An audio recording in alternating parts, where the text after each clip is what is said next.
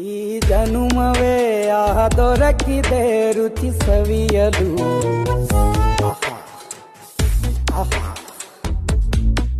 ಈ ಜಗವಿದೆ ನವರಸಗಳ ಉಣಬಡಿಸಲು. ಬಿಸಿ ಬಿಸಿ ಇದೆ,